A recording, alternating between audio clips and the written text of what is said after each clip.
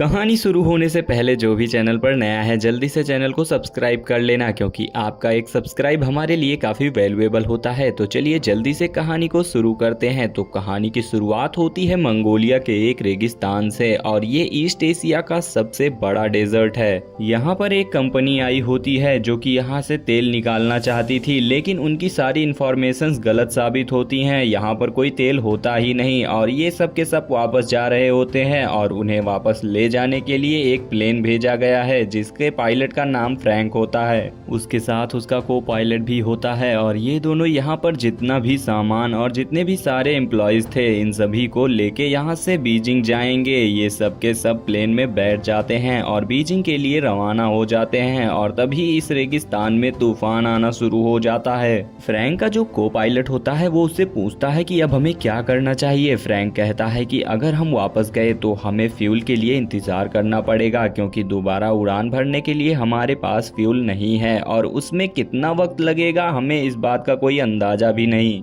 इसके बाद Frank plane को और भी ऊपर ले जाता है ताकि वो रेत के तूफान से बाहर निकल पाए, लेकिन इनका प्लेन ओवरलोडेड होता है। ये तूफान में ही फंस जाते हैं। साथ ही साथ ये रेडियो की मदद से कांटेक्ट करने की भी कोशिश करते हैं, पर इनका कांटेक्ट नहीं हो पाता। रेत की वजह से इनका इंजन भी खराब हो जाता है। फ्रैंक कहता है कि मुझे इमरजेंसी लैंडिंग करनी ही होगी, और वो इमरजेंसी लैंडिंग करने के लिए प्लेन को उतारना शुरू करता है। लेकिन ये लैंडिंग इतनी आसान नहीं होती, क्योंकि आगे उसे कुछ भी दिखाई नहीं दे रहा था, और जैसे ही प्लेन और नीचे उतरता है तभी उनका प्लेन का पिछला हिस्सा एक चट्टान से टकराता है, जिस वजह से पीछे का दरवाजा खुल जाता है, और उनमें से एक पैसेंजर की तो मौके पर ही मौत हो जाती है। और अब इनका प्लेन घिसरता हुआ आगे तक जाता है, और जब प्लेन रुकता है तो ये देखते हैं कि प्लेन में 2 पैसेंजर्स और मर चुके होते हैं, लेकिन अभी भी ये बाहर नहीं जा सकते थे क्योंकि बाहर तूफान चल रहा है। और जब तूफान थमता है तो दिखाया जाता है कि इनका पूरा प्लेन रेत के अंदर दफन हो चुका है, लेकिन कुछ ही घंटों के बाद वो फिर से विजिबल हो जाता है और रेत हट जाती है। इसीलिए अब हम देखते हैं जब सब बाहर निकलते हैं तो खाने की सप्लाई चेक करते हैं,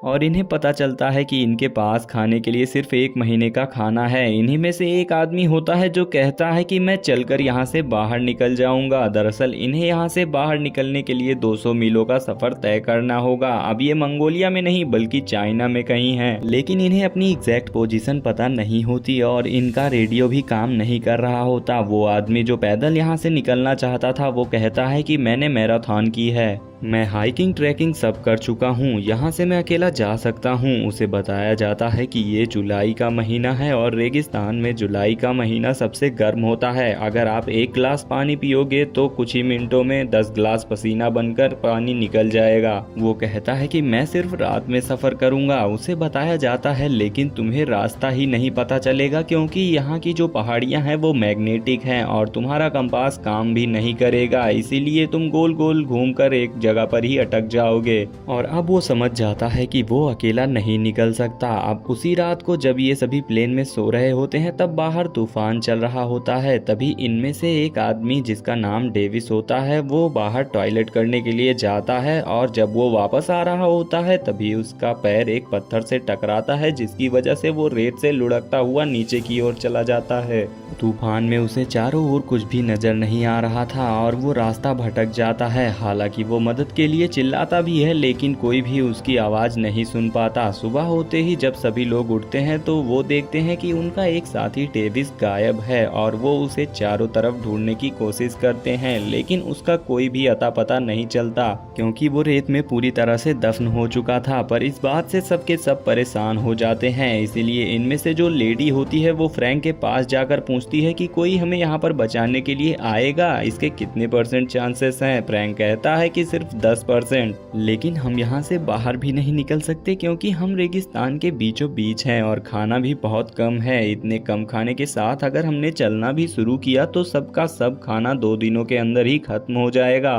और हम में से कोई भी जिंदा नहीं बच पाएगा, इसीलिए बहुत कम चांसेस हैं कि कोई रेस्क्यू करने यहाँ तक आएगा। पर मैं ऑप्टिमिस्ट हूँ, इसीलिए यहाँ पर इंतजार करना प्रेफर करूँगा। वहीं बाहर के जो लोग होते हैं वो धीरे धीरे अपनी उम्मीदें खो रहे थे। उन्हें भी समझ आ जाता है कि कोई उन्हें बचाने के लिए यहाँ तक नहीं आएगा, इसीलिए इनमें से 2 लोग यहाँ से जाने का फैसला करते हैं और अपने साथ कुछ पानी भी ले जा रहे होते हैं। लेकिन तभी फ्रैंक उनसे कहता है कि कोई भी पानी नहीं ले जाएगा और पानी की वजह से इन सभी के बीच हाथापाई शुरू हो जाती है, जिस वजह से पानी गिर जाता है। यहाँ पर एक आदमी होता है जिसका नाम एलन होता है। वो उनके पास आके कहता है कि मेरे पास एक आइडिया है जिससे हम सबकी जान बच सकती है। मैं कई दिनों से इस प्लेन को ऑब्जर्व कर रहा हूँ, हम इस प्लेन को रिबिल्ड करके दोबारा प्लेन बना सकते हैं। फ्रैंक उससे पूछता है कि तुम प्लेन के बारे में आखिर क्या जानते हो। एलन कहता है कि मैं प्लेन डिजाइन किया करता था। दरअसल एलन के बारे में कोई भी नहीं जानता था क्योंकि वो उस कंपनी के साथ काम नहीं किया करता था जो मंगोलिया में तेल निकाल रही थी।